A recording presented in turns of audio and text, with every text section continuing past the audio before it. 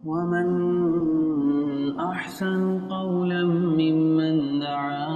إلى الله. بسم اللہ الرحمن الرحیم نحمدہ ونصلی علی رسولہ الکریم۔ خلاصہ مضامین نے قرآن کے اعتبار سے آج الحمدللہ درس کا آغاز ہو رہا ہے آیت نمبر 107 سے، جس میں مسجد زرار کا پس منظر پیش کیا جائے گا۔ یہاں سے اس کے بعد قبیلہ خزرج اور منافقین کی ایک سازش کا تذکرہ کیا گیا ہے۔ اور سازش یہ تھی کہ جنگ حنین کے بعد جب کفار کو شکست ہوئی تو ابو عامر راہب بھاگ کر شام چلا گیا۔ وہاں سے اپنے ساتھیوں کو خط لکھا کہ تم ایک مسجد بناؤ جہاں ہم آپ صلی اللہ علیہ وسلم کے خلاف مشورہ کیا کریں گے۔ چنانچہ منافقوں نے ایک مسجد بنائی اور مسجد زرار تیار کی، اور پھر آپ صلی اللہ علیہ وسلم سے عرض کی کہ اس میں نماز پڑھائیں۔ آپ صلی اللہ علیہ وسلم نے فرمایا کہ غزوہ تبوک سے واپسی پر نماز ادا کریں گے، مگر اللہ تعالیٰ نے واپسی پر آپ صلی اللہ علیہ وسلم کو اس سازش کی بذریعہ وحی اطلاع فرما دی اور اس مسجد کو گرا دینے کا حکم فرما دیے۔ تو یہاں پہ اس آیت سے مسجد زرار کا حکم ہے کہ والذین اتخذوا مسجدا زرارا وکفرا وتفریقا بین المؤمنین، مومنین کے اندر تفرقہ کرنا چاہتے تھے، فرقہ کرنا چاہتے تھے، الگ الگ ان کو بانٹنا چاہتے تھے، وَإِرْصَادًا لِمَنْ حَارَبَ اللَّهَ وَرَسُولَهُ، اللہ اور اس کے رسول صلی اللہ علیہ وسلم سے کے مخالف فیصلے کرنا چاہتے تھے۔ تو اللہ نے یہاں پہ بتا دیا اور پھر آگے حکم دے دیا کہ اس مسجد میں نماز نہ پڑھیں، اور پھر آگے مسجد کا بنانے کا مقصد بھی بتا دیا، لا تقم فیہ ابدا لمسجد اسس علی التقوی من اول یوم احق ان تقوم فیہ، کہ مسجد نبوی اور مسجد قبا کی بنیاد تقوی اور خوف خدا پر رکھی گئی ہے، لہذا تمام مساجد اسی طرح ہوں۔ تو مسجد بنانے کا ایک مقصد بھی بتا دیا گیا کہ آج بھی اب قیامت تک جب تک کوئی مسجد تعمیر کرے تو اس کے ذہن میں ایک ہی مقصد ہونا چاہیے، اور وہ یہ کہ تقوی اور خوف خدا ہونا چاہیے، اخلاص ہونا چاہیے،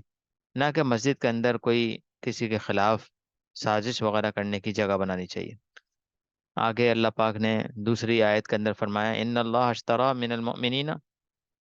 ایک یہاں پہ تجارت کا ذکر ہے،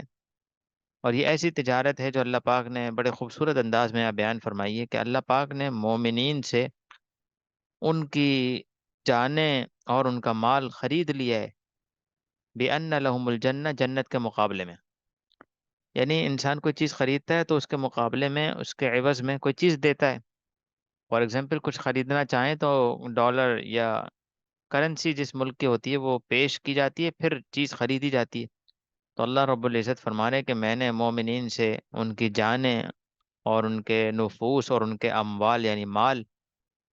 خرید لیے ہیں، اور بِأَنَّ لَهُمُ الْجَنَّةَ، کہ اس کے بدلے میں انہیں جنت دی جائے گی۔ اور پھر آگے بتا دیا یقاتلون فی سبیل اللہ فیقتلون ویقتلون،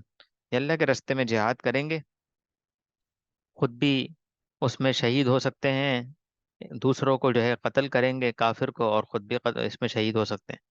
تو ادھر جو ہے ایک خوبصورت یعنی اللہ پاک نے انداز کے اندر اس بات کو بتایا، اور پھر آگے مومنین کی صفات بھی بیان کی گئی ہیں کہ التائبون العابدون الحامدون السائحون الراکعون الساجدون۔ مومن کون ہوتے ہیں؟ مومن وہ ہوتے ہیں جو توبہ کرنے والے ہوتے ہیں، عبادت گزار ہوتے ہیں، حمد و ثنا بیان کرنے والے ہوتے ہیں، رکوع کرنے والوں کے ساتھ رکوع کرنے والے، سجدہ کرنے والوں کے ساتھ سجدہ، یعنی جماعت کی طرف اشارہ ہے کہ جو جماعت کی نماز کا اہتمام کرتے ہیں، اور اس سے متعلق مردوں سے متعلق ہے۔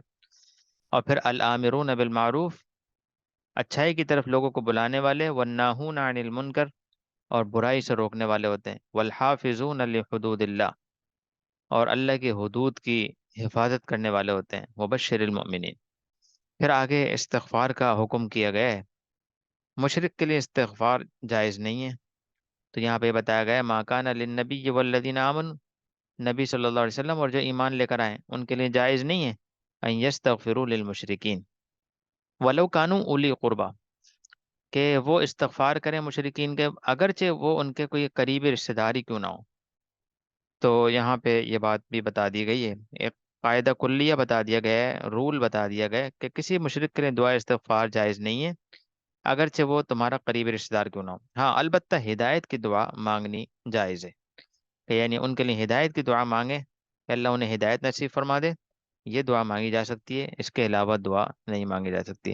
یہاں ایک اشکال بھی ہے، اشکال یہ ہے کہ یہاں پہ نیچے جو آیت ہے وَمَا كَانَ اسْتِغْفَارُ إِبْرَاهِيمَ لِأَبِيهِ إِلَّا عَن مَّوْعِدَةٍ وَعَدَهَا إِيَّاهُ، تو اشکال تھا اور اس کا جواب یہاں پہ اس آیت کے اندر آگے ہے۔ اشکال یہ تھا کہ حضرت ابراہیم علیہ السلام نے اپنے مشرک باپ کے لیے استغفار کیوں کیا؟ تو کیونکہ یہاں صاف مذکور ہے تو بتا دیا گیا یہاں پہ جواب کے اندر کہ آپ نے استغفار نہیں کیا، وَمَا كَانَ اسْتِغْفَارُ إِبْرَاهِيمَ لِأَبِيهِ إِلَّا عَن مَّوْعِدَةٍ وَعَدَهَا إِيَّاهُ، تو یہاں پہ قید کے ساتھ بتا دیا گیا ہے کہ ابراہیم علیہ السلام نے اپنے مشرک باپ کے لیے استغفار کیوں کیا تھا؟ تو واضح طور پہ بتایا آپ نے استغفار نہیں کیا بلکہ اسلام لانے کی امید پر استغفار کا وعدہ کیا تھا، کہ اگر آپ اسلام لے کر آ جائیں گے تو پھر آپ کے لیے وعدہ کیا ہے کہ آپ کے لیے استغفار کیا جائے گا۔ لیکن پھر جب واضح ہو گیا کہ باپ اللہ کا دشمن ہے اور کفر پر مرا ہے تو آپ نے بھی استغفار نہیں کیا۔ اس کے بعد غزوہ تبوک میں شریک نہ ہونے والے منا مومنین کی تین مومن تھے، وہ تین صحابہ تھے جن کا ذکر ہے،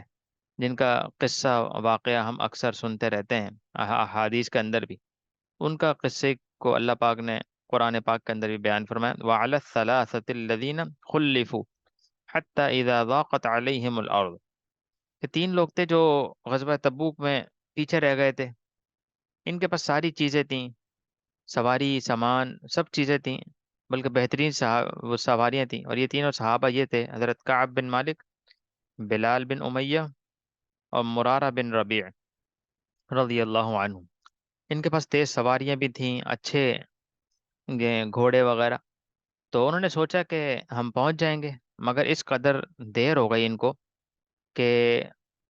یعنی اپنی جگہ پہ ہی بیٹھے بیٹھے کہ نبی کریم صلی اللہ علیہ وسلم اور سب صحابہ اکرام رضوان اللہ علیہ مجمعین اس سفر سے واپس بھی آ گئے۔ تو آپ نے وجہ پوچھی تو کسی نے جھوٹ نہیں بولا، بلکہ کوئی عذر نہیں بتایا، بلکہ کہہ دیا کسی کے پاس کوئی عذر نہیں تھا، بلکہ صاف صاف بتا دیا کہ اپنی ہی غلطی ہے، کوئی عذر نہیں تھا۔ تو اس کے بعد نبی صلی اللہ علیہ وسلم نے مدینہ والوں کو حتیٰ کہ ان کی بیویوں اور بچوں کو بھی ان سے بات کرنے سے منع فرما دیا، لیکن پھر بالآخر اللہ تعالیٰ نے ان کی توبہ قبول کی اور ان کی توبہ قبول کر لی گئی، ثم تاب علیہم لیتوبوا ان اللہ هو التواب الرحیم۔ تو ان کے ساتھ جو یہ معاملہ آیا کہ مدینہ کے لوگوں کو بیویوں کو منع کیا گیا بات کرنے سے، تاکہ یہ توبہ کریں اللہ کے حضور میں اور اللہ پاک ان کی توبہ قبول کریں۔ آپ آگے پھر اس کے ایک یہ بتایا گیا کہ یا ایھا الذین آمنوا اتقوا اللہ وکونوا مع الصادقین، تو اس کے اندر یہ بتایا گیا کہ مسلمانوں کو اخلاص کے ساتھ جہاد کی ترغیب دی گئی ہے، اور مسلمانوں کو حکم دیا گیا ہے کہ وہ تقوی اختیار کریں، سچوں کی معیت، سچوں کے ساتھ رہیں، اپنی جانوں اموال اور اولاد کو نبی کریم صلی اللہ علیہ وسلم سے مقدم نہ سمجھیں۔ تو یہاں پہ اس چیز کا ذکر بھی بتا دیا اور ایک رول بتا دیا بہت آسان سا کہ تقوی اختیار کرو، اور سچے لوگ جو ہوتے ہیں، سچے سچ بولنے والے، ان کے ساتھ جو ہے ان کا ساتھ دو، ان کے ساتھ رہو۔ نیچے پھر 122 نمبر آیت کے اندر کی تفسیر کے اندر ایک اشکال ہے، وما کان المؤمنون لینفروا کافہ، جب اس قدر تنبیہات اور ترغیبات بیان ہوئی ہیں تو اب سب نے جانا ہے، لہذا جب نبی صلی اللہ علیہ وسلم بھی ساتھ ہوں گے تو سب نے نکلنا ہوگا، اور جب آپ صلی اللہ علیہ وسلم ساتھ نہیں ہوں گے تو کچھ جہاد میں چلے جائیں گے اور کچھ آپ کے پاس پیچھے رہ جائیں گے اور آپ سے دین سیکھیں گے۔ اور ایک تفسیر علماء نے یہ لکھی ہے، ایک وہ جماعت تھی جو ہمیشہ آپ صلی اللہ علیہ وسلم کے صحبت میں رہتے تھے، باقی دیہات والوں کے لیے حکم تھا کہ وہ بھی آئیں اور سیکھیں، اور وہ سارے بھی آ گئے، تو مدینہ میں مجمع جمع ہو گیا بہت زیادہ۔ پیچھے منافقین ان مسلمانوں کے گھر کے ساتھ سازش کرنے لگے، گھروں کے ساتھ، تو آپ نے حکم دیا کہ سارے نہ آؤ، بلکہ ترتیب قائم کر دی گئی کہ کچھ آ جائیں اور سیکھیں اور پھر وہ دوسروں کو جا کر سکھائیں۔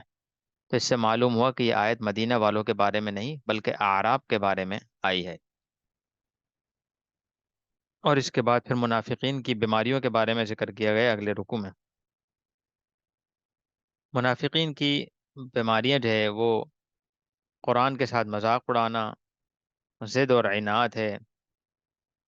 اور یہ جو آیت آگے آ رہی ہے، لَقَدْ جَاءَكُمْ رَسُولٌ مِّنْ أَنفُسِكُمْ عَزِيزٌ عَلَيْهِ مَا عَنِتُّمْ حَرِيصٌ عَلَيْكُمْ بِالْمُؤْمِنِينَ رَءُوفٌ رَحِيمٌ۔ یہ آیت قرآن کی نزول کے اعتبار سے، یعنی قرآن نازل ہونے کے اعتبار سے سب سے آخری آیت ہے۔ اگرچہ حجت الوداع کے موقع پر تو الیوم اکملت لکم دینکم ہم پچھلے سپاروں میں پڑھ چکے ہیں کہ وہ آیت ہے۔ دین کی تکمیل کا اعلان تو میدان عرفات میں ہوا، لیکن سب سے آخری آیت نزول کے اعتبار سے یہی ہے، اور اس طرح یہ صورت مکمل ہوئی ہے۔ اور اب سورہ یونس شروع ہو رہی ہے۔ سورہ یونس کے اندر جو ہے سب سے اہم چیز جو وہ بیان ہوئی ہے وہ یہ ہے کہ ما من شفیع الا من بعد اذنی، اس کے اندر یہ آیت آ رہی ہے۔ اور اس سے آگے تھوڑا سا آگے جا کے آئے گی وَيَقُولُونَ هَؤُلَاءِ شُفَعَاؤُنَا عِندَ اللَّهِ، اور پھر آئے گی قُلْ يَا أَيُّهَا النَّاسُ إِن كُنتُمْ فِي شَكٍّ مِّن دِينِي فَلَا أَعْبُدُ الَّذِينَ تَعْبُدُونَ مِن دُونِ اللَّهِ۔ ان میں بس خلاصہ یہ ہے کہ بتانے کا کہ ان میں بتایا یہ گیا ہے کہ آخرت میں جن انبیاء علیہ السلام اور صلحاء کو شفاعت کی اجازت ملے گی، صرف وہی شفاعت کریں گے، باقی کسی کو بھی اجازت کے بغیر کچھ بھی لب کشائی کرنے کی یا بات کرنے کی ضرورت نہ ہوگی۔ یہ اس لیے بتایا گیا کہ اکثر کفار کا یہ نظریہ تھا، اور ان کے یعنی دماغ میں یہ چیز ہوتی تھی کہ ہم جو ہے ہمارے جو آبا و اجداد گزرے ہیں وہ سفارش کرا لیں گے اور ہماری بخشش ہو جائے گی۔ تو اللہ نے بتا دیا کہ شفاعت کا حق ہر کسی کو حاصل نہیں ہے۔ نبیوں میں بھی جن نبیوں کو ہم شفاعت کا حکم دیں گے، اجازت دیں گے، وہ نبی شفاعت کریں گے۔ اسی طریقے سے انبیاء علیہ السلام اور صلحاء کو شفاعت کی اجازت ملے گی تو وہی صرف شفاعت کریں گے، باقی کسی کو اجازت کے بغیر بولنے کی، بات کرنے کی اجازت نہیں ہوگی۔ اور اسی طرح جو ہے اللہ پاک نے اس صورت کے اندر جعل الشمس ضیاء والقمر نورا وقدره منازل لتعلموا عدد السنین والحساب۔ یہاں سورج اور چاند کی بارے میں بتایا گیا ہے کہ سورج اور چاند، ان کو اللہ نے جو ہے روشنی عطا فرمائی، وقدرہ منازل، چاند کے بارے میں بتایا اس کی منزلیں طے کر دیں۔ پہلی تاریخ کو یہ بالکل باریک ہوتا ہے، پھر بڑھتا ہے بڑھتا ہے 14ویں رات کو بالکل مکمل، اور پھر گھٹتا ہے اور پھر اس طریقے سے ختم ہو جاتا ہے۔ تو بتایا یہ کہ یہ جو چاند کا نظام ہے یہ اس لیے بنایا گیا کہ لِتَعْلَمُوا عَدَدَ السِّنِينَ، تم سالوں کا اس سے حساب لگاؤ، والحساب یعنی تم اس سے وقت کا اندازہ کرو اور پہچانو۔ اور یہ علم فلکیات باقاعدہ ایک پورا علم ہے کہ جس کے ذریعے سے، یعنی چاند کے ذریعے سے جو ہم اکثر نمازوں کا بھی وقت کا تعین ہوتا ہے سورج اور چاند کے ذریعے سے، اور مہینوں اور دنوں کا بھی تعین اس کے ذریعے سے ہوتی ہے۔ اور اس کے بعد جو ہے پھر وہ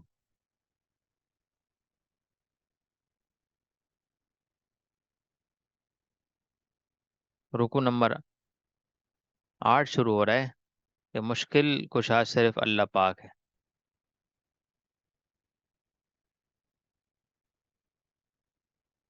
مشکل کشا صرف اللہ رب العزت کی ذات ہے۔ اور اس میں یہ بھی بتایا گیا ہے کہ دنیا کی بے رغبتی کے بارے میں بتایا، یا ایھا الناس انما بغیکم علی انفسکم متاع الحیات الدنیا ثم الینا مرجعکم فننبئکم بما کنتم تعملون۔ اور آگے دنیا کی بے رغبتی، انما مثل الحیات الدنیا کماء انزلناہ من السماء، دنیا کی مثال تو ایسی ہے جیسے آسمان سے پانی برسا، فاختلط به نبات الارض، اور جو نباتات وغیرہ زمین میں لگے ہوئے تھے، کھیتی وغیرہ، وہ سب کی سب جو ہے وہ خلط ملط ہو گئی، مکس ہو گئی، مما یاکل الناس، جس سے لوگ جو ہے وہ، یعنی اس کے اندر پانی جو ہے وہ مکس ہو گیا سارا کھیتی کے اندر، اور اب وہ تیار ہو گئی۔ حتیٰ اذا اخذت الارض زخرفها، اب زمین جو ہے نا خوبصورت نظر آنے لگی، ساری کھیتی تیار ہو گئی، وزینت وظن اہلها انہم قادرون علیہ، اور وہ بالکل سارے کے سارے خوش ہو گئے کہ یہ کھیتی تو تیار ہو گئی، زمین بالکل بہترین فصل تیار ہے، اب ہم اس کو کاٹیں گے اور اس کو کھائیں گے۔ اتاہا امرنا لیلا او نہارا، اور اللہ کا حکم آتا ہے اچانک سے، رات میں یا دن میں، فجعلناها حصیدا کأن لم تغن بالامس، اور ایسا اس کو ملیا میٹ کر دیتا ہے، اس کو صفائی کر دیتا ہے اس جگہ کی، اس زمین کی،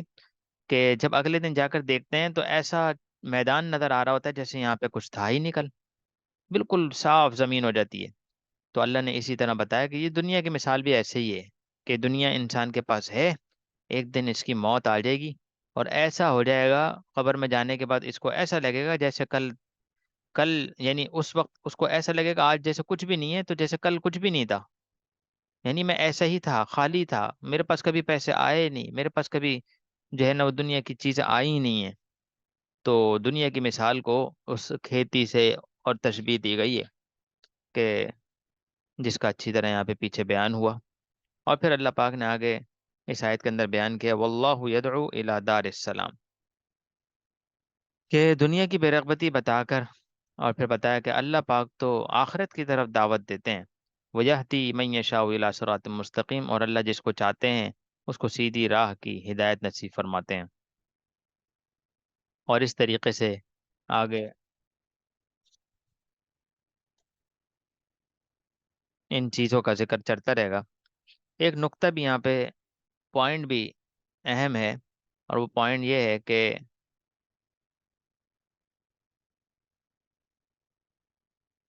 دشمن نے قرآن کو مٹانے کی لاکھ کوشش کی، اور ابھی بھی کر رہے ہیں، لیکن اللہ پاک نے بتا دیا کہ جب تک قرآن کی افہام و تفہیم کا سلسلہ جاری رہے گا، دشمن کبھی اپنی سازش میں کامیاب نہیں ہو سکے گا۔ اس کو یوں آسان لفظوں میں سمجھا جا سکتا ہے کہ یعنی قرآن کو سمجھنے کی جب تک کوشش ہوتی رہے گی، سمجھانے والے سمجھاتے رہیں گے اور سمجھنے والے سمجھتے رہیں گے، تو قرآن کبھی بھی ختم نہیں ہو سکتا۔ اور اس کے اندر پھر حفظ کرنے کی شعبہ بھی آتا ہے اور پڑھنے کا شعبہ بھی آتا ہے، یعنی جب تک قرآن کو پڑھا جاتا رہے گا اور قرآن کو یاد کرا جاتا رہے گا، قرآن کبھی بھی جو ہے ختم نہیں ہوگا۔ اور پھر اس کے بعد آگے فضائل قرآن سے متعلق کچھ اللہ پاک نے بتایا ہے، اور الا ان اولیاء اللہ لا خوف علیہم ولا هم یحزنون،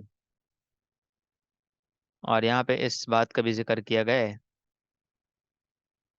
ہوا یحیی و یمیت، اللہ کی صفت کہ یحیی و یمیت، وہی جو ہے زندہ کرتا ہے اور وہی مارتا ہے، وہ الیہ ترجعون، اور اسی کے پاس لوٹ کے سب کو جانا ہے۔ یا ایھا الناس قد جاءتکم موعظۃ من ربکم وشفاء لما فی الصدور وہدی ورحمۃ للمؤمنین۔ ادھر قرآن کے فضائل کو بیان کرتے ہوئے بتایا ہے کہ قرآن ایک نصیحت ہے، موعظۃ من ربکم، رب کی طرف سے ایک نصیحت ہے، دلوں اور سینوں میں موجود حسد اور کینہ کے لیے شفا ہے۔ یعنی جب انسان کے دل کے اندر کینہ بھر جاتا ہے اور حسد آ جاتا ہے، حسد کیا ہوتا ہے کہ جو سامنے والے کے پاس ہے وہ میرے پاس آ جائے اور اس کے پاس سے ختم ہو جائے، تو اب حسد اور کینہ اور اس طرح کی جو بیماریاں، روحانی بیماریاں ہوتی ہیں، تو فرمایا کہ جو قرآن پڑھتا ہے وہ اس کے سینے سے ان بیماریوں کو نکال دیتا ہے، یعنی ایسی شفا والی کتاب ہے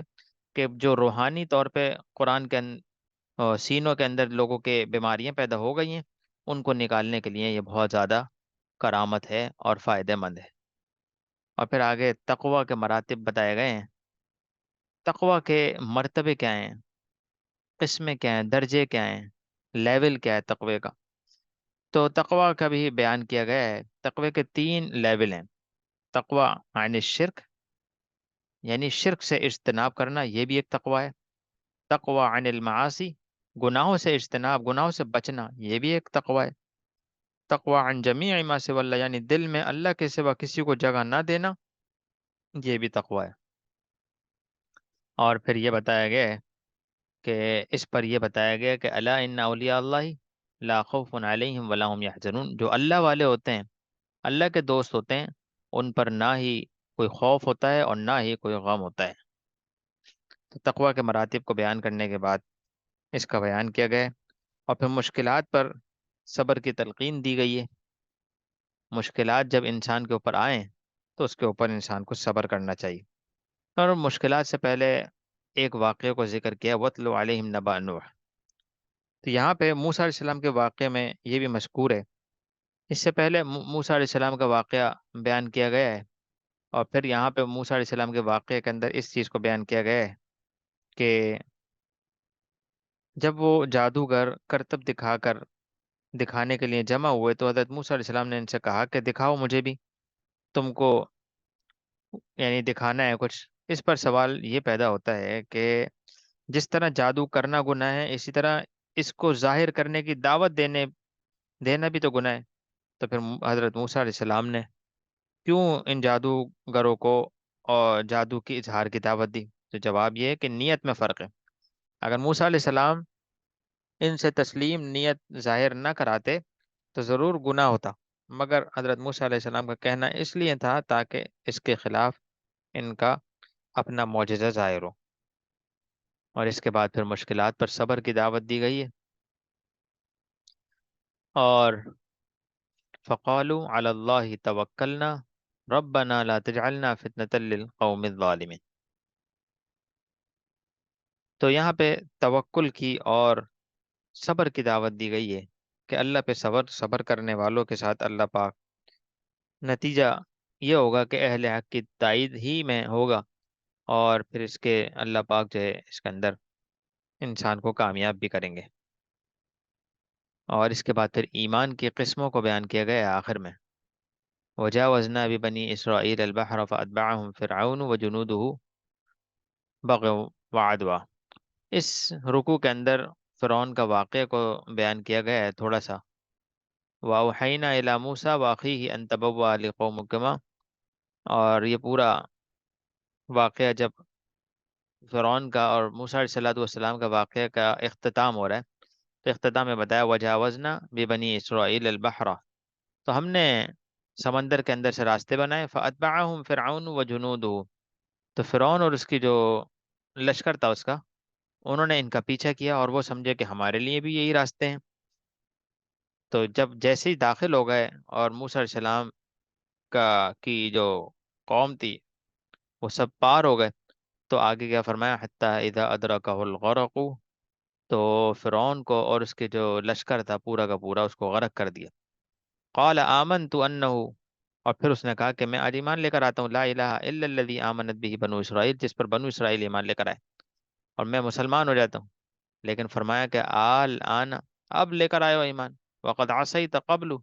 پہلے تو تم بڑے جو ہے گناہ گار تھے اور نافرمان تھے، وکنت من المفسدین، وہ فساد کرنے والے تھے۔ تو یہ یہاں پہ یہ والی آیت کے ذریعے سے یہ بھی بتا دیا گیا کہ انسان جب موت کے فرشتے نظر آ جائیں یا موت نظر آ جائے، اس کے بعد پھر انسان کی جو ہے وہ توبہ قبول نہیں ہوتی۔ اس لیے انسان کے پاس دنیا میں موقع ہے کہ پہلے سے پہلے اپنے آپ کو تیاری کے اندر لگائے۔ پھر ایمان کی قسمیں بتائی گئی ہیں۔ مفسرین نے لکھا ہے کہ ایمان کی دو قسمیں ہیں، ایمان بأس اور ایمان یأس، دو چیزیں ہیں۔ تو ایمان بأس اور ایمان یأس کا کیا مطلب ہے؟ ایمان بأس یعنی خطرہ دیکھ لیا، فرشتے سامنے آ گئے، اس وقت ایمان لاتا ہے تو یہ ایمان قبول نہ ہوگا، جیسے فرعون کا ایمان تھا۔ اور ایمان یأس یعنی یا کے ساتھ،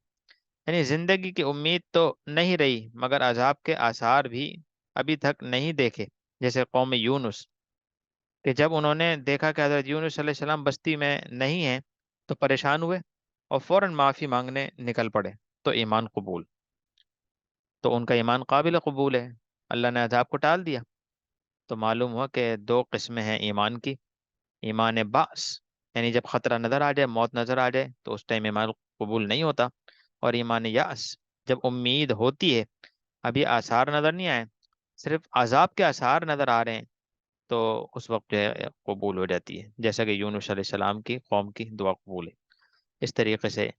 یہ پارہ مکمل ہوا ہے، اور اب 12ویں پارے کی ابتدا شروع ہو رہی ہے۔ 12ویں پارے میں سب سے پہلے تو قصص الانبیاء کا صورت، یعنی اس کے اندر قصص الانبیاء کا ہر رکوع کے ساتھ رکوع وائز بیان ہوگا، جیسا کہ نوح علیہ السلام، ہود علیہ السلام، شعیب علیہ السلام، صالح علیہ السلام، ان سب کے واقعات اس میں مذکور ہیں، لیکن بڑے مختصر انداز میں، اور صرف یہ بتایا گیا ہے ان چیزوں کے اندر کہ ان نبیوں کو اللہ نے کیا چیز دے کر بھیجا اور قوم نے کیوں نہیں مانا، اور ان کی تباہی کے اسباب کیا بنے۔ تو سب سے پہلی آیت کے اندر وما من دابۃ فی الارض، جو بھی زمین کے اوپر جاندار ہے، کیڑے مکوڑے ہیں، جانور ہیں، انسان ہیں، جو بھی ہیں، الا علی اللہ رزقها، ان کا رزق اللہ کے خزانے میں موجود ہے۔ اور اللہ پاک کیا ہے، وَيَعْلَمُ مُسْتَقَرَّهَا، اس کی جگہ کو بھی جانتے ہیں، اور ہر چیز اللہ کے کتاب میں لکھی ہوئی ہے۔ سب سے پہلے تو شروعات ادھر سے کی، اور اس کے بعد پھر یہاں پہ قرآن کا چیلنج بھی بیان کیا گیا ہے، کہ قرآن کا چیلنج یہ کہ ان لوگوں نے یہ کہا کہ یہ قرآن جو ہے نبی خود کا خود بنایا ہوا ہے۔ تو اللہ پاک نے فرمایا کہ ام یقولون افطرا، کہ قل فأتوا بعشر سور مثلی، اگر ایسی بات ہے یہ نبی کا بنایا ہوا ہے تو تم بھی 10 صورتیں لے کر آ جاؤ، یا 10 آیتیں لے کر آ جاؤ اس طرح کی۔ وَادْعُوا مَنِ اسْتَطَعْتُم مِّن دُونِ اللَّهِ إِن كُنتُمْ صَادِقِينَ، اگر تمہارے اندر استطاعت ہے، طاقت ہے، تو تم بھی جو ہے ایسی 10 صورتیں یا 10 آیتیں بنا کر لے کر آ جاؤ۔ تو ان کے سوال کا جو ہے وہ قرآن کا چیلنج کر دیا اللہ پاک نے، کہ اگر یہ قرآن ایسے ہی بنانے والی کتاب تھی تو پھر جا کے تم بھی جو ہے 10 آیتیں بنا کے لیا۔ اور پھر آگے دنیا کے بارے میں بتایا گیا ہے، دنیا کی بے رغبتی کے بارے میں۔ من کان یرید الحیات الدنیا، جو دنیا کی زندگی چاہتا ہے، وزینتہا، اور دنیا کی زیب و زینت چاہتا ہے، نوفی الیہم اعمالہم فیہا وہم فیہا لا یبخسون، تو اس کو ہم کچھ دنیا دے دیں گے، آخرت میں اس کا کچھ بھی حصہ باقی نہیں ہوگا، دنیا کے اندر ہی سب کچھ اسے مل جائے گا۔ اس کے بعد رکو نمبر 3 شروع ہو رہا ہے یہاں سے، وَلَقَدْ أَرْسَلْنَا نُوحًا إِلَىٰ قَوْمِهِ إِنِّي لَكُمْ نَذِيرٌ مُّبِينٌ۔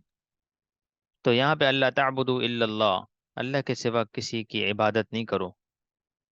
سب نبیوں نے ایک ہی دعوت دی، توحید کی دعوت، کہ اللہ کے علاوہ کسی کی بات کو نہ مانو، اللہ کی عبادت کرو، اللہ کے علاوہ کسی کی عبادت نہیں کرو۔ ما نراک الا بشرا مثلنا، تو نوح علیہ السلام نے جب دعوت دی تو قوم نوح یعنی نوح علیہ السلام کی جو قوم تھی ان کے کچھ سوالات تھے۔ اور کیا سوالات تھے؟ پہلا سوال کہ آپ بشر کیوں ہیں؟ ما نراک الا بشر، کہ آپ بشر کیوں ہیں، یعنی انسان کیوں ہیں، آپ کوئی فرشتے کیوں نہیں ہیں اگر نبی ہیں تو۔ دوسرا، آپ کے جو اتباع کرنے والے ہیں، اتبع کل الا الذین اراذلون، یہ تو کم درجے کے لوگ ہیں، بہت پیروی کرنے والے، آپ کے پیچھے چلنے والے، فالو کرنے والے آپ کو بہت کم درجے کے لوگ ہیں۔ اور تیسرا کہ تو آپ پر وہی کیوں آتی ہے، ہم پر کیوں نہیں آتی؟ تو اس کا جواب نوح علیہ السلام کے ذریعے سے اللہ نے دلوایا کہ وہ آتانی رحمتا من عندی، یہ تو اللہ کی طرف سے مجھے دیا گیا ہے اور نبی بنایا گیا ہے، تو لہذا اس میں کیا کروں؟ اگر تمہارا انتخاب اللہ نے نہیں فرمایا اور مجھے اللہ نے چنا ہے تو اس میں یہ میرا تو کوئی قصور نہیں ہے اس میں۔ اور اسی طریقے سے پھر وَيَا قَوْمِ لَا أَسْأَلُكُمْ عَلَيْهِ مَالًا، کہ قوم میں تم سے اس پر کوئی مال نہیں چاہتا، اگر پیروی کرنے والے کم درجے کے لوگ ہوں یا زیادہ درجے کے لوگ ہوں، اس پر کوئی مال وغیرہ نہیں چاہتا میں تم سے، لہذا تم اس کو جو ہے، اور جو لوگ میرے متبعین ہیں وہ تمہاری نظر میں کم درجے کے ہیں اور صرف ظاہری طور پر ایمان لائے ہیں، تو میں تم سے یہ نہیں کہتا کہ میرے پاس خزائن ہیں۔ تو کیا بنا، ولا اقول لکم عندی خزائن، خزائن اللہ، کہ میرے پاس اللہ کے خزانے ہیں، ایسا نہیں ہے، بلکہ یا مجھے غیب کا علم ہے، ولا اعلم الغیب، یا میں فرشتہ ہوں، ولا اقول لکم انی ملک، اور نہ ہی یہ سمجھتا ہوں کہ جن لوگوں کو تم حقیر جانتے ہو اللہ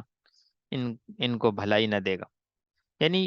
تمہارا یہ کہنا کہ یہ حقیر درجے کے، کم درجے کے لوگ ہیں، تو ان کو کیسے بھلائی دے دی تم نے؟ تو لہذا تمہارے اس کہنے سے کوئی فائدہ نہیں ہوگا، بھلائی تو اللہ کے خزانے سے آتی ہے، جس کو اللہ چاہے اس کو بھلائی دیتے ہیں اور ہدایت دیتے ہیں، لہذا یہ میرے ہاتھ میں نہیں ہے، چاہے کم درجے کے لوگ ایمان لے کر آئیں یا زیادہ درجے کے لوگ۔ اس کے بعد پھر وَأُوحِيَ إِلَى نُوحٍ سے دوسرا رکو شروع ہوا ہے، اور اس رکو کے اندر قرآن کریم سے متعلق اعتراض کا جواب بھی دیا گیا ہے، اور پھر یہاں پہ نوح علیہ السلام کا واقعہ شروع ہو گیا ہے کہ وَاصْنَعِ الْفُلْكَ، کشتی بنائیں بِأَعْيُنِنَا، ہماری آنکھوں کے سامنے، اس لیے کہ نوح علیہ السلام وہ پہلی کشتی دنیا کی بنا رہے تھے، تو اب اللہ نے فرمایا کہ یعنی ہمارے ہماری نگرانی میں ہم بتائیں گے کیسے بنائیں، اس لیے کہ اس سے پہلے تو بنی نہیں ہے کشتی، لہذا کشتی بنائی گئی، اور پھر اس طریقے سے اس کے اندر یہ پورا واقعہ ہے، حتیٰ اذا جاء امرنا وفارت النور، اور تندور کے اندر سے، یہ تندور جو ہوتے ہیں جہاں روٹی وغیرہ پکائی جاتی ہے، اتنا پانی تھا کہ تندور کے اندر سے بھی پانی نکلنے لگا، فوارے نکلنے لگے۔ قلنا احمل فیہا من کل زوجین اثنین، کہ اپنی کشتی کے اندر ہر ایک جنس کے اندر سے جوڑا جوڑا بٹھا لیں، یعنی جانوروں میں سے بھی اور ہر چیز میں سے نر اور مادہ دونوں کو لے لیں، وہ کا اور اپنے گھر والوں کو بھی ساتھ لے لیں، اللہ من سبق علیہ القول ومن آمن، اور جو ایمان نہیں لائے ان کو چھوڑ دیں، ان کو اپنی کشتی میں نہ بٹھائیں، صرف ایمان والوں کو بٹھا لیں اور ایک ایک جوڑے کو بٹھا لیں۔ اور پھر وقال ارکبوا فیہا، اور اس کشتی کو چلانا شروع کریں، سوار ہو جائیں، بسم اللہ مجرہا ومرساہا ان ربی لغفور رحیم، اس لیے کشتی میں یا پانی کے جہاز میں سوار ہونے والوں کو کہا جاتا ہے کہ یہ دعا پڑھا کریں، یہ والی آیت پڑھنی چاہیے۔ اور پھر آگے نوح علیہ السلام کا ہر باپ کی خواہش ہوتی ہے میرا بیٹا کامیاب ہو جائے، چاہے دنیاوی اعتبار سے ہو یا آخرت کے اعتبار سے۔ تو نوح علیہ السلام تو نبی تھے، وہ ساری انسانیت کے لیے سوچتے تھے، تو پھر اپنے بیٹے کے لیے تو اور زیادہ۔ تو کیا فرمایا، ونادى نوح ابنہ، انہوں نے پکارا اپنے بیٹے کو، یا بنی ارکم معنا، کہ ہمارے ساتھ سوار ہو جاؤ اس کشتی کے اندر، ولا تکم مع الکافرین، کفر کرنے والوں کے ساتھ مت بنو۔ تو اس نے جواب دیا، سآوی الی جبل، میں پہاڑ پر چڑھ جاؤں گا ابا جان، یعصمنی من الماء، یہ پہاڑ کی اونچائی مجھے پانی سے بچا لے گی۔ تو نوح علیہ السلام نے فرمایا، قال لا عاصم اليوم من امر اللہ، آج اللہ کے حکم کے بغیر کوئی چیز کسی کو نہیں بچا سکتی، الا من رحیم، سوائے اللہ جس پر رحم نہ کرے۔ اور یہ ہوا، اور یہ بات مکالمہ چل ہی رہا تھا کہ وحال بینہم الموج، ایک موج آئی بڑی سمندر کی اور پانی کی، فکان من المغرقین، اور وہ غرق ہو گیا، نوح علیہ السلام کا بیٹا۔ اور پھر کہتے ہیں کہ وقیلا یا ارضو ابلعی، اللہ نے حکم دیا زمین کو کہ یعنی زمین سے بھی پانی، آسمان سے بھی پانی، اور ہر جگہ جگہ سے پانی نکلنا شروع ہو گیا۔ اور پھر آخر میں نوح علیہ السلام کو دوبارہ خیال آیا تو فرمایا، نوح ونادى نوح ربہ فقال ربی، تو انہوں نے پکارا، اے رب، ان ابنی من اہلی، میرا بیٹا تو میرے اہل میں ہے، وان وعدک الحق، اور آپ کا وعدہ حق ہے، وانت احکم الحاکمین، آپ کا وعدہ ہے کہ آپ اپنے اہل والوں کو میرے بچائیں گے۔ تو اللہ پاک نے یہاں سے سختی کے ساتھ جو ہے نا حکم فرمایا، قرآن کے اندر مفسرین نے لکھا ہے کہ یہ اللہ پاک کا سخت انداز تھا۔ قال یا نوح انہ لیس من اہلک، کہ آپ کہتے ہیں وہ آپ کا بیٹا ہے، ہم کہتے ہیں وہ آپ کے گھر والوں میں ہے ہی نہیں، لیس من اہلک۔ اور پھر آگے بتا دیا کہ کیوں آپ کے گھر والوں میں سے، یہ آپ کے اہل میں سے نہیں ہے، اس لیے کہ انہ عمل غیر صالح، آپ کے اہل کے اندر تو اس کو ہم شامل کریں گے جو جس کا عمل صحیح ہوگا۔ تو معلوم ہوا کہ اللہ کی ذات، یعنی نبی کے بیٹے کو، نبی کو بھی تنبیہ کر دی گئی ہے کہ آپ اس چیز میں بالکل بھی امید نہ رکھیں کہ آپ نبی ہیں تو آپ کا بیٹا بھی کامیاب ہو جائے گا، کامیابی کے لیے تو عمل شرط ہے، لہذا آپ کے بیٹے کے اندر عمل نہیں ہے، انه عمل غیر صالح، اس کے اعمال صحیح نہیں ہے، فلا تسألنی ما لیس لک به علم، اے نو، تم ایسا سوال مت کرو جس چیز کا تمہیں علم ہی نہیں ہے، انی اعیذک ان تکون من الجاہلین۔ اور پھر آگے نوح علیہ السلام نے اللہ سے جو ہے وہ معافی مانگی ہے، انی اعوذ بک ان اسألک، میں یعنی پناہ چاہتا ہوں، معافی مانگتا ہوں جو میں نے سوال کیا ہے، اگر آپ نے مجھے معاف نہیں کیا، وہ ترحمنی اکم من الخاسرین، میں خسارے میں پڑ جاؤں۔ اور اس کے بعد پھر مسلسل کچھ رکو شروع ہوں گے، اور سب میں یہاں پہ وَإِلَىٰ عَادٍ أَخَاهُمْ هُودًا، قوم عاد کی طرف ہود علیہ السلام کو بھیجا گیا، اور انہوں نے جو ہے وہ سب نے دعوت ایک ہی دی، قال یا قوم اعبدوا اللہ ما لکم من الہ غیرہ، اے قوم اللہ کی عبادت کرو، اللہ کے علاوہ کسی کو نہیں مانو۔ اور ان کے قوم کے اندر ہود علیہ السلام کے واقعے کے اندر دو چیزوں کو بیان کیا گیا، کامیابی کے اصول بتائے گئے، ایک استغفار اور ایک توبہ،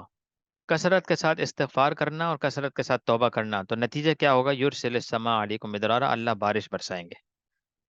آسمان سے بارش اترے گی، وہ یزدکم قوتا الی قوتکم ولا تتولوا مجرمین، اور اللہ تمہیں ترقی نصیب فرمائیں گے۔ اسی طریقے سے وَإِلَىٰ ثَمُودَ، دوسرے سمود، قوم سمود کی طرف ان کے بھائی ہود علیہ السلام کے بھائی صالح علیہ السلام کو بھیجا، انہوں نے بھی بالکل سیم یہی حکم دیا، قال یا قوم اعبدوا اللہ ما لکم من الہ غیر، کہ اللہ کی مانو، اللہ کے علاوہ کسی کی نہیں مانو۔ اور انہوں نے بھی یہی بتایا کامیابی کا اصول، کہ استغفروا ثم توبوا، کہ استغفار کرو اور توبہ کثرت سے کرو۔ اسی طریقے سے قوم سمود کے اندر جو ہے وہ اللہ کی اونٹنی کا ذکر ہے، تو اس کے ساتھ انہوں نے زیادتی کی تھی، اس کا واقعہ ہے۔ تو ادھر یہ بھی بتایا کہ یا قوم ہادی ناقۃ اللہ، اور یہ اللہ کی اونٹنی ہے، اس کو چھوڑ دو، فذروها تأکل، اس کو چھوڑ دو، یہ اپنی زمین، اللہ کی زمین میں چلے گی، فی ارض اللہ ولا تمسوها، اس کو چھو نہیں مس، لیکن انہوں نے جو ہے اس کے ساتھ زیادتی کی۔ اور پھر ابراہیم علیہ السلام کا واقعہ یہاں پہ بیان ہے، اور اسی کے ساتھ پھر آگے ابراہیم علیہ السلام کے واقعہ، اور اس کے بعد جو ہے پھر لوط علیہ السلام کا واقعہ ہے۔ لوط علیہ السلام کے واقعے کے اندر امطرنا علیہ حجارت، ان کے بارے میں بتایا کہ ان پہ عذاب ایسا آیا کہ ان کے اوپر پتھر برسائے گئے، پتھروں کی بارش ہوئی۔ اور اس کے بعد پھر مدین اخاہم شعیبہ، قوم مدین کی طرف شعیب علیہ السلام کو بھیجا گیا، اور انہوں نے جو ہے ان کی قوم کے اندر ناپ تول میں کمی کا جو ہے بہت زیادہ برائی تھی، کہ یہ جب کچھ بیچتے تھے لیتے تھے تو ناپ تول میں کمی کیا کرتے تھے، تو ان کو منع کیا گیا اوف المکیال والمیزان بالقسط۔ اور اس طریقے سے پھر ل- ان کو بھی، ان کے واقعے کے اندر بھی یہ بات بیان کی گئی، استغفروا ربکم ثم توبوا الیہ۔ اور اس طریقے سے یہاں پہ واقعہ مکمل ہوئے، اور اس پارے کے اندر تقریباً اسی چیز کا ذکر ہے، لیکن ہم یہاں سے انشاءاللہ دوبارہ سٹارٹ کریں گے اگلی کلاس۔ فاستقم کما امرت ومن تاب معک۔ اللہ پاک ہمیں عمل کرنے کی توفیق نصیب فرمائے، وآخر دعوانا ان الحمد للہ رب العالمین۔